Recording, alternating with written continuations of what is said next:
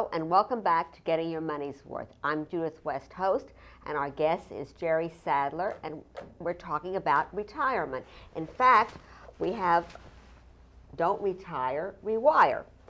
You say Rewire, and it sounds very good, but I don't know if you know that recently the AARP, the Organization for People Over 50, that has something like 35 million members and sends our magazine Modern Maturity out to all of them, ran a contest, Jeri, to have people enter what their workplaces, what were the workplaces that were more favorable to over 50 workers. They sent this survey to 10,000 companies. The number of responses they got back, 14. 14 applicants responded out of 10,000 companies for a membership of 35 million people. That's how many companies of the 10,000 wanted to be known as a workplace for over 50 workers. And we should rewire? How? Okay, Judith, I'm going to have to stop for a minute and tell you the information that you're using right now is not correct. I'm one of the judges. Well, this recently came out. And something on the internet. So perhaps you can correct that because it sounded astounding. Oh, how many applicants were there? Yes. Well, I can't share exactly the total number of applicants, but remember, when we're talking about the membership for AARP, right, those are the individual members. Okay. But then it's another group that's really working on the corporate, and we just recognize the top 50 companies. Well, that's very good to know. Right. So okay. So but that doesn't change. It doesn't change the concept that it's very hard. That indeed workers over 50 do face a certain amount of discrimination. Well, let's put it this way. Remember, the mature worker is anybody over the age of 40. So that's what's for. That's considered mature today, 40 and not 50? No, that's the when age. When people are living to 90? Well, so we're saying that there are some things that are not working correctly, but the Age Discrimination Employee Act says that anybody over the age 40 is really considered a mature worker. So that is something that we just have in place. Well, then maybe we haven't used that word. We use the word mature differently. Right. But certainly there probably are more workers over 40 than under 40. Yes, but now that's an interesting point. By 2010, actually 50%. Over 50%, 51% of the workforce is going to be 40 plus. Oh, all so right. This is directionally moving. Right. But you're kind of alluding to the fact there are some things that are going to have to start changing in our society from corporations, but also how people look at themselves. Yeah. But you know something, sticking with this corporations for a bit, Jeri. We're saying that by 2010, that was your number, I think? 2010, right. Yes. I'll be careful about using statistics with you again, though I have to say it was sourced. There'll be more 40-year-old workers over 40 than under. Correct. Yet, when companies want to hire, they go to college campuses. Some do.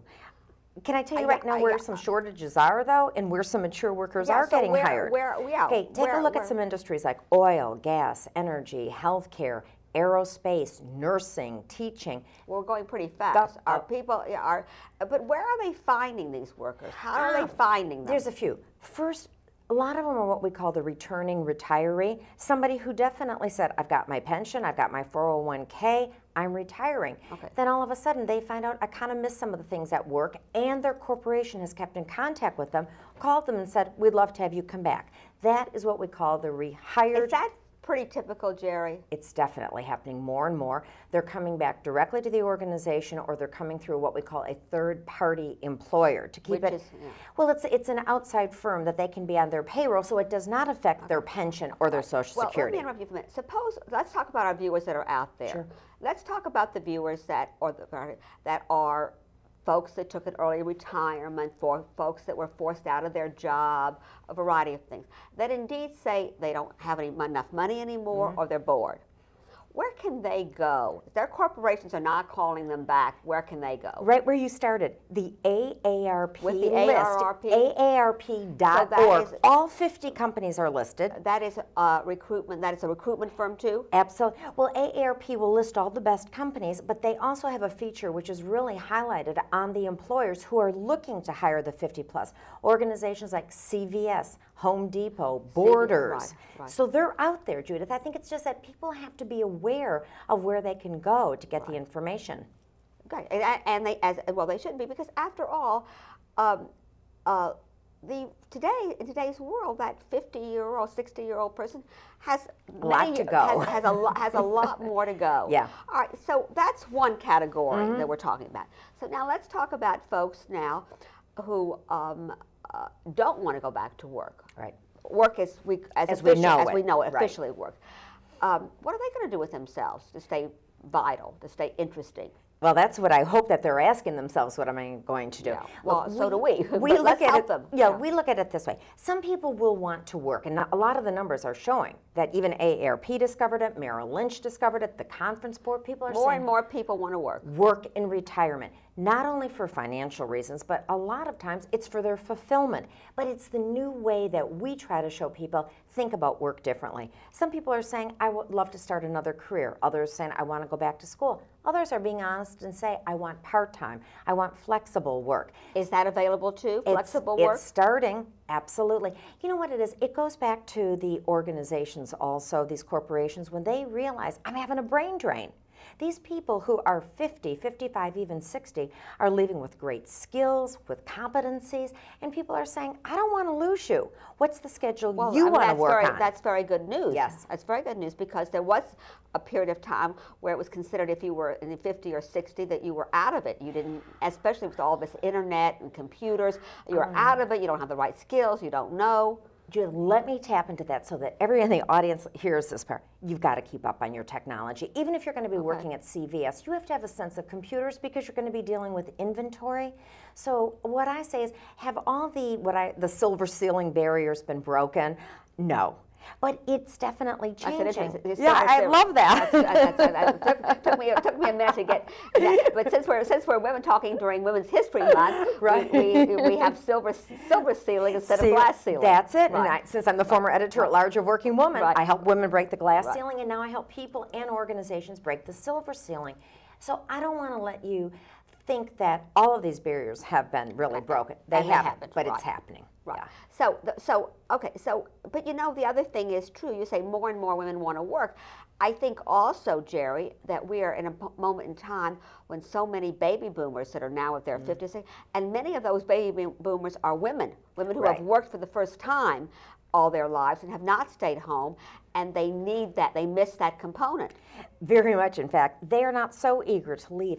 But there are a lot of things I think to consider. I don't want people to be waiting until they're actually thinking about retirement to start thinking, what am I going to do with my time? Right. So it's pre-planning. You're saying that and we said this in our earlier segment too, to start thinking about this early on and start planning. You know what? How many people do that, Jeri? And you know what? Today I want to make a pact. I don't want people to use the word planning anymore, because what do you want to use? Sounds, I want you to think about, because you're going to be retiring from something, whether it's a corporation, you sell your business, whatever. I want you really to think about, I'm going to retire from this. I want to rewire to, but then to think about to what? What's a final word we can give to our viewers out there, Jeri, that will make a difference? Okay. Key thing, we're living 20 to 25 years after the age of 65. I want 20 to 25 after 65. After 65. Wow. I want you to think about what fulfills me right now, activity-wise. What do I need to continue with that in the future? Gain self-knowledge. Okay, so folks, we were very lucky. We had a wonderful guest, Jeri Sedlar, who's written and studied rewiring, and you've gotten the best benefit of her expertise. Think about what you can do that will give you a sense of fulfillment. And then I suppose you work that, just like you worked finding a job when you were starting out at the other end. You're watching Getting Your Money's Worth. I'm Judith West, host, and look forward to your watching the show again. Thank you.